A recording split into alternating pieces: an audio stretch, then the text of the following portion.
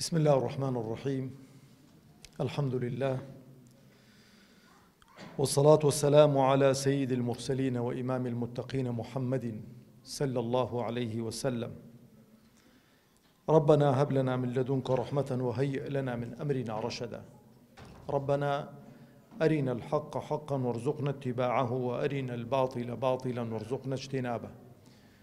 ربنا اغفر لنا ذنوبنا وإسرافنا في أمرنا وثبت أقدامنا وانصرنا على القوم الكافرين آمين.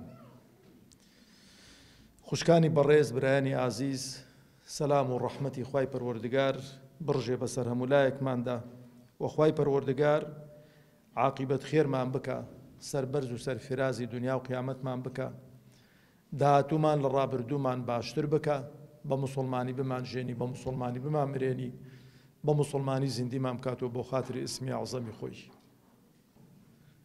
خۆشەویستانی خۆم، دیارە چەند ڕۆژێکمان ماوە داخلی مانجی ڕەمەزانی پیرۆز بین. سەلەفی ئەو ئوممەتە ڕەحمەتی خوایان لێبێ دەیان فەرموو کە ڕەمەزان تەواو دەبێ 6 مانگ دوعایان دەکرد دەیانگو خوایە ڕەمەزانمان لێ قەبوولکەی. 6 مانگی دیکە کە تەواو دەبوو دوعایان دەکرد دەیانگو خوایە بمانگەینیوە مانجی ڕەمەزانی داهاتوو. اللهم بلغنا رمضان. خوای گەورە خۆشەویستانی خۆم، سێچا مەحەطەی داناون لە ژیانی ئینسان بۆ پاکبوونەوەی ئینسانەکان. سێچا مەحەطەی داناون، ئەو سێچا مەحەطانە ئینسانی تێدا پاک دەبێتەوە، پیا و ژن. هەندێک مەحەطە ڕۆژانەن، ئەمە ڕۆژانە گوناه دەکەین، ڕۆژانە تاوان دەکەین. خۆ دەبێ مەحەطەیەکە بێ خۆمانی لێ پاکەینەوە. ئەوجا جاری وایە هەندێکمان زێدەڕۆیی دەکەین لە گوناه و تاوانان. خوای پەروەردگار چ دەفەرمێ؟ قل يا عبادي الذين أسرفوا على أنفسهم لا تقنطوا من رحمة الله إن الله يغفر الذنوب جميعا. أسرفوا يعني چی؟ یعنی زێدەڕۆیی دەکا لە گوناه و هەرچی گوناه و تاوانە دەیکاتن، ئەنجامی دەداتن. کەواتە لەوانەیە مەحەطەی ڕۆژ فریای سڕینەوەی ئەو هەموو گوناهانە نەکەوێتن. پێویستت بە مەحەطەیەکی دیکەیە کە مەحەطەی هەفتانەیە.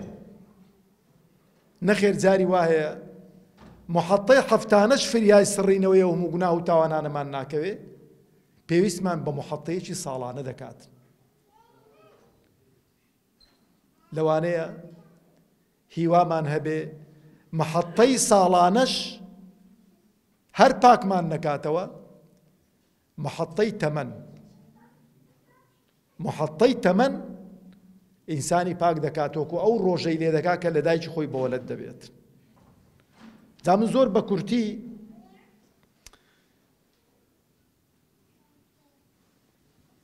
باسی ئەو 4 مەحەطەتان بۆ دەکەم، دوایە پرسیارێکتان ئاراستە دەکەم، هەرچی پرسیارەکەی زانی خەڵاتی دەکەین، وەکو مەڵبەند خەڵاتی دەکەین.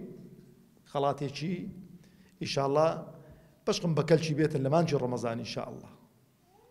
بەڵام پرسیارەکە دەبێ وەکو خۆی وەڵام داتەوە.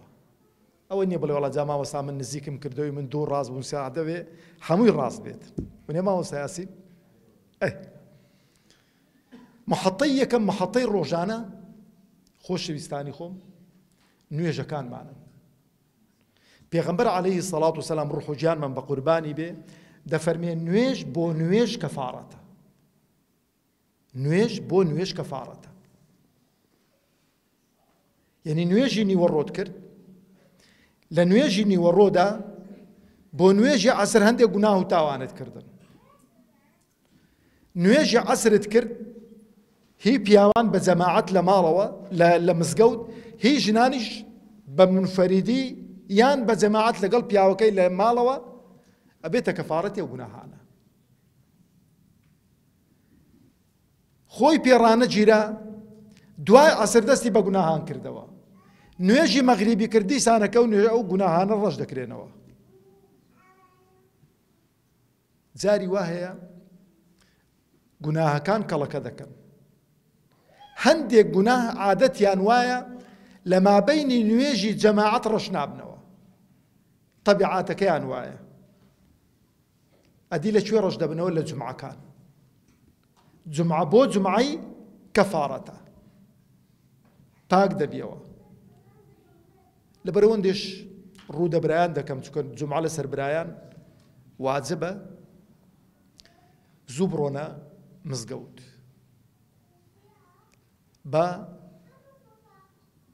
لە وشترێکەوە هەتا هێلکەیەکی باشتێکت بەرکەوێت لە شوێنێکی وا دانیشتە تۆزێ چاو بە خۆدا بجێڕەوە لەو جومعەیەی کە ڕابردووە لە تەمەنت چت کردووە،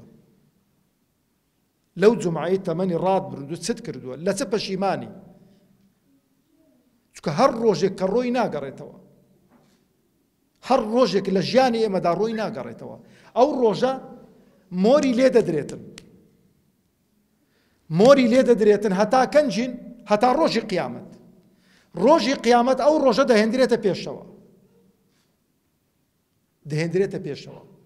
خوای پەروەردگار پیشانت دەداتەوە، کتابەکەت تەسلیم دەکاتەوە، دەفەرمێ ئیقڕە کتابەک، ئەوە کتابەکەی تۆە. تەماشا دەکەی شەممە، یەک شەم، دوو شەم، سێ شەم، ئەو جا پێدادەی ساڵ ساڵ هەموو کردەوەکانی توی تێدا تۆمار کراوە. لەبەرەوەش خوای پەروەردگار تەبارەک و تەعالە لە فەرمودەیەکی قودسیدا دەفەرمێ یا عیبادی ئینەما هی ئەعمالکم ئوحصیها لەکم، بەندەکانی خۆم کردەوەکانی گۆن ئەم بۆ ئێوەی تۆمار دەکەم، کردەوەکانی خۆتانن بۆتان تۆمار دەکەم. کردەوەی کەس بۆ کەس تۆمار ناکرێتن، عملی کەس بۆ کەس تۆمار ناکرێ. بەڵام ئاگاتان لە یەک شت بێ، لە پاداشتی کردەوەکانی یەکتر بەشدار دەبین، لە پاداشتی کردەوەکانی یەکتر بەشدار دەبین. ژنێک تەشجیعی مێردەکەی دەکا بۆ شەو نوێژان، بە قسەی دەکا، لە شەو نوێژەکانی بەشدارە. پیاوێک ژنەکەی تەشجیع دەکا بۆ دووشەم و پێنجشەم بە ڕۆژووبوون، بە قسەی دەکا، لە پاداشتەکەی بەشدارە، بەڵام لە پاداشتی وشکەم نابێتەوە. دوو گەنجن، یەکی فێری نوێژی جەماعەت دەکاتن، لە پاداشتی نوێژی جەماعەتەکەی بەشدارە هەتا ماوە، بەس لە پاداشتی وی کەم نابیتەوە. ئینەما هی ئەعمالکم ئوحصیها لەکم، کردەوەکانی خۆتانن بۆتان دەنووسمەوە. فەمەن وەجەدە خەیڕەن فەلیەحمەد الله، هەرچی شتی چاچی لە سوحوفی ئەعمالی خۆی دابینی و با ستایشی خوا بکە، سوپاسی خوا بکە، تەوفیقی خوایە. خۆشەویستانی خۆم، تەماشەکەن، خوای پەروەردگار تەبارەک و تەعالا دنیا دەداتە هەموو کەسێکی، دنیا دەداتە ئینسانی مسلمان و کافر، ئینسانی منافق و ئینسانی مشریک. بەڵام دنیادانەکەی مانای خۆشەویستی نییە، مانای خۆشەویستی نییە. بەڵام ئیمان و هیدایەت بەس دەداتە کەسێکی کە خۆشی بوێت. یعنی وەڵڵاهی ئێمە دەبێ شەو و ڕۆژ سوزدەی شکر ببین بۆ ئەو خوای کە هیدایەتی داوی. دەبێ بزانین داخۆ خوای گەورە تەبارەک و تەعالا چه خەسڵەت و سیفەتێکی جوانی دە ئێمەدا دیتووە، شایستەیە و هیدایەتە بین کە هیدایەتی داوین. لەبەرەوە دەبی دائیمەن ئەو دوعای پێغەمبەر عەلەیهی سەڵات وسەلام دووبارە بکەینەوە، بڵێن الحەمد لله الذي هدانا لهذا وما كنا لنهتدي لولا أن هدانا الله. گەورەترین نیعمەتە، گەورەترین سەرمایەیە. هیدایەت مانای خۆشەویستی خوا بۆ عەبد و بەندەکەی خۆی، خوشکە سەرپۆشەکانمان، برا بەڕێزەکانمان، مولتەزیمەکانمان، ئەوەی کە هیدایەتی وەرگرتووە خۆشەویستی خوایە. خۆت حازر کە بۆ لیقای خوا. ئەگەر چووی بۆ لیقای خوش، هیچ خۆشەویستێک خۆشەویستەکەی خۆی ئەزیەت نادات. هیچ خۆشەویستێک خۆشەویستەکەی خۆی ئەزیەت نادات. خوای گەورە قەت خۆشەویستەکانی خۆی ئەزیەت نادا، عەفویان دەکات، چاوپۆشیان لێ دەکات لە کەم و کوڕیەکانیش. ئەو جا خۆشەویستانی خۆم، محەطەی ساڵانە کە وەستا لە بۆی دانیشتوین محەطەی ڕەمەزانە. طبعا ڕەمەزان گەورەترین مانجی خوایە تەبارەک و تەعالا. لەو مانگەش گەورەترین شەوی تێدایە لە شەوەکانی ساڵ کە شەوی لەیلەة القەدرە. لەیلەة القەدر خەیڕ صیغەی تەفضیلە، خەیڕ من ئەلف شەهر. ناڵێ خێری وەک بەقەدر هەزار مانجیە، ئەڵێ خەیڕ من ئەلف شەهر. چونکە هەندێک لە توێژەرەوانەوە بە کرچووکاڵی ئەوەی دەکەن، دەڵێ خێری وەکو هەزار مانجە. نە، دەڵێ خێری لە هەزار مانجیش. بۆ خوای گەورە تەبارەک و تەعالە باسی هەزاری دەکا، باسی زیاتری ناکە، مادام خێری لۆ نەیگوتە خێری لە ملیۆنێکی زیاترە، خۆ بۆی هەیە لە ملیۆنێکی زیاتر بێ. لەبەرەوەی لە ناو عەرەبەکانە و کاتێ هەتا ژمارە هەزاری خەڵکەکە هەتا هەزاری دەزانی، هەتا هەزاری دەزانی. یعنی ئاوا هەزارەکە باو بوو لە ناو خەڵکی لە ناو عەرەبەوە و سەردەمەی. لەبەرەوەی لە سیرەدا هاتووە یەکێک لە سەحابەکان پارچەیەکی زێڕی دەست دەکەوێتن، غەنیمە، دەیباتە بازاری بیفرۆشیتن، دەیباتە بازاری بیفرۆشیتن. ئەویش دەڵێ داوای چەندی دەکەی؟ دەڵێ داوای 1000 دیناری دەکەم. نەفرێک دەستە بنجوێی دەڵێ بۆ داوای زیاتر ناکەی لە 1000؟ دەڵێ بۆ لە 1000 زیاتر هەیە؟ ڕقەمی لە 1000 زیاتر؟ دەڵێ بەڵێ هەیە، داوا بکە. عادەتەن ئەو ژمارە 1000 زۆربەی خەڵکەکە ئاشنا بووە پێی، لەبەر هەندێک خوای پەروەردگار دەفەرمێ خەیڕ من ئەلف شەهر، لە 1000 مانجی خێری زیاترە. کەواتە خۆشەویستانی خۆم، پێغەمبەرمان ڕوح و جامان بە قوربانی بێ خۆڕایی نییە ئەلەو سێ دوعایی کە جوبریل عەلەیهی السەڵات وەسەلام دوعاکانی کردوون، پێغەمبەریش فەرموویتی ئامین، پێغەمبەریش فەرموویتی ئامین. یەکێک لە دوعاکانی تایبەتە بە مانجی ڕەمەزان دەفەرمێ یا ڕەبی خوایە، ئەوە چێوە؟ دەڵێ جوبریل عەلەیهی السەڵات وەسەلام یا ڕەبی خوایە هەر کەسێک داخیلی مانجی ڕەمەزان بوو عیبادەت و خواپەرستی بەو شێوەی نەکرد کە شایستەی ئەو بێت و لێی خۆش بی، یا ڕەبی خوا قەت عەفوی نەکەی. پێغەمبەریش دەفەرمێ ئامین. دوعایەک جوبریل بیکە، پێغەمبەریش ئامینی لەسەر بکە عەلەیهی السەڵات وەسەلام، وەڵڵا و بیللا و تەڵڵا ڕەتبوونەوەی نییە لای خوای گەورە. خۆشەویستانی خۆم، مانجی ڕەمەزان مانجی عیبادەتە، مانجی بە خۆداچوونەوەیە، مانجی تەسکیەی نەفسە، مانجی پاشەکەوتە. ئاگاتان لەو خاڵی بێت. پێش مانجی ڕەمەزان ئەگەر پاشەکەوتت 250,000 بوو بێ، بۆ نمونە 100,000 بوو بێ، دەبێت لە مانجی ڕەمەزان بیکەی 200,000 بیکەی 500,000. بۆ؟ چونکە مانجی ڕەمەزان مانجی خواردن نیە، دەبێت خۆت لە خواردنان بگریەوە. خۆ حازر مەکە لە ئێستاوە وەڵا مانجی ڕەمەزان ملیۆنێکت سەرف کردێ، 500 سەرف کردێ، دەیکەمە 1,500,000 وەکو دەیکەمە 1000 یعنی 2,3,000,000. مانجی ڕەمەزان مانجی ڕیاضەی ڕوحە، مانجی ڕەمەزان مانجی تەسکیەی نەفسە، مانجی ڕەمەزان مانجی ژیانە لەگەڵ قورئان. دەزانن پێغەمبەر عەلەیهی السەڵات وەسەلام هەموو مانگە ڕەمەزانەکان هەتا لە ژیاندا مابوو، هەموو مانجی ڕەمەزان کە لە ژیاندا مابوو جوبریل دەهات دەوری قورئانی بە پێغەمبەر دەکردەوە عەلەیهی السەڵات وەسەلام، مدارەسەی قورئانی پێ دەکرد. قورئان هەردووچیان قورئانیان لەبەر بووە، هەردووک حافظ قورئان بوون. جوبریل گوێی دەگرت عەلەیهی السەلام پێغەمبەری خوش عەلەیهی السەڵات وەسەلام بۆی دەخوێندەوە هەتا تەواو دەبوو. ئاخر ڕەمەزانی ساڵی 2 جار مڕاجعەی پێکردەوە، 2 جار مڕاجعەی بە پێغەمبەر کردەوە عەلەیهی السەڵات وەسەلام. لەبەرەوە خۆشەویستانی خۆم، گەنجە جوانەکان، خوشکە ئازیزەکانی خۆم، پێغەمبەر عەلەیهی السەڵات وەسەلام دەفەرمێ هەر موسڵمانێک مانگ بسوڕێتەوە، مانگ بسوڕێتەوە ختمی قورئانی تێدا نەکا، هەجری قورئانی کردووە، هەجری قورئانی کردووە. وبر أو شكاتي دكوي كبيغمبر عليه الصلاة والسلام دفرمي وقال الرسول يا رب إن قوم اتخذوا هذا القرآن مهجورا. خومان بابو حاضر كي بينز نويجا لدواي همون نويجيكي دو بري بخوينا جزوك دكات هر آقاش لينا بيشون ختمكي تواو دكي نكابرا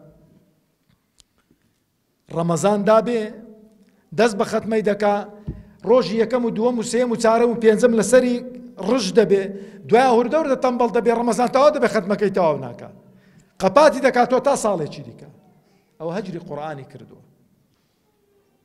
خۆشەویستانی خۆم ئەو مانگە خوازیارم بێتە مانجی ڕەحمەت بۆ هەموو لایەکمان.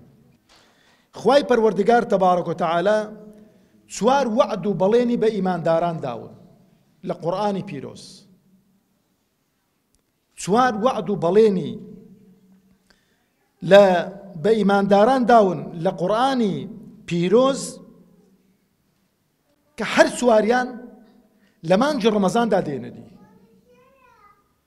چوار وعد و بەڵێنی بە ئیمانداران داون لە قورئانی پیرۆزدا هەر چواریان لە مانجی ڕەمەزاندا دێنەدی لەبەردەستی خۆمانە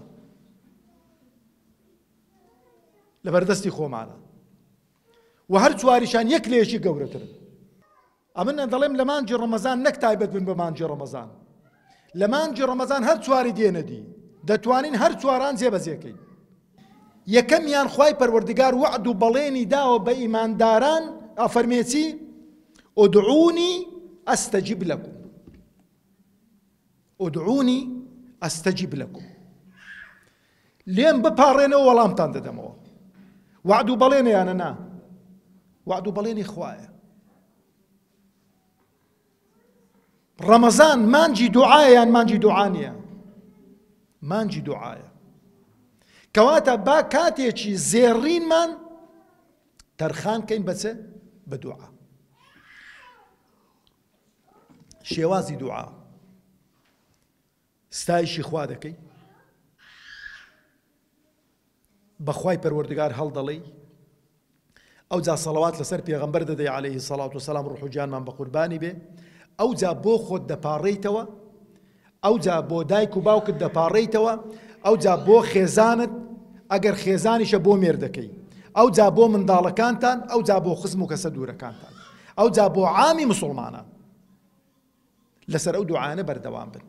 ئەوە وعد و بەڵێنی یەکەم. وعد و بەڵێنی دووەم کە خوای پەروەردگار تەبارەک و تەعالا بە ئیماندارانی داوە ئەوەش دەزانن فەذکوڕونی ئەذکوڕکم. ئەوەش زیاتر لە مانجی ڕەمەزان تەجەلا دەکات. مانجی ڕەمەزان مانجی زکر و یادی خوایە. ئەو مانگە تەماشە دەکەی ئەوەی کە غافڵیش بۆ لەخوا لەو مانگەی دێتە پێشەوە لەو مانگەی دێتە پێشەوە. ئەوە دوو. سێ ئەوەشیان زۆر ئاسانە لەئین شەکەرتم لەئەزیدەنەکم. دیسان مانجی ڕەمەزان مانجی شوکرە. کابرا بەفکری دێتەوە خوایە سوپاس و ستایش بۆ تۆ الحەمدولیلا ها لەسەر سفرەی دادەنیشنە و کۆ دەبنەوە برسینە کە ناندێ خوایە سوپاس و ستایش بۆ تۆ الحەمدولیلا. ئەو جا دڵمان دەکرێتەوە بەرەکمان دەکرێتەوە کوڕە یعنی بەخشین زۆر دەبێ. ئەوە هەمووی چییە؟ هەمووی شوکرانەی نیعمەتەکانە. دوایین بەڵێنی خوای پەروەردگار تەبارەک و تەعالا کە هەر تایبەتە بەو مانگەی و بە مانگەکانی دیکەش بەس لەو مانگەیدا تەجەلا دەکا کە چییە؟ وما كان الله معذبهم وهم يستغفرون. قد خوای گەورە تەبارەک و تەعالا قەومێک عەزاب نادا کە ئیستیغفار بکەن کە تەوبە بکەن کە پەشیمان ببنەوە.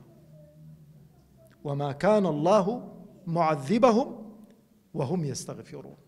ئەو چوار بەڵێنە با هەوڵ دەین لە مانجی ڕەمەزاندا ئیشیان لەسەر بکەین کە بەڵێنەکانی خوای حەقن ڕاستن با ببنە ئاوێنەمان خۆمانی تێدا ببینینەوە. ئەمە لەکوێی ئیستیغفارین لەکوێی شوکرین لەکوێی شوکرین لەکوێی زکرین لەکوێی دوعاین. خوای گەورە تەبارەک و تەعالا بە گەورەی و عەزەمەتی خۆی مانجی ڕەمەزانمان لێ قبول کە و عاقبەت خێرمان بکاتن و خوای پەروەردگار تەبارەک و تەعالا ئەوەی کە مانگەکە تەواو دەکات دەمێنیتن خوای گەورە لێی قبول کە ئەوەی کە لە ناو مانگەکەی دەمری خوا لێی خۆش بێ خوا عەفوی کە خوا دەرەجەی عالی کە و خوای پەروەردگاریش تەوفیقمان بداتن بۆ کاری باش کاری چاک لەو مانگەی و ببینە هەوێنی برایەتی و خۆشەویستی لەناو ئەو کۆمەڵگە و مجتەمەعەدا. وصلى اللهم على محمد وعلى آله وصحبه وسلم.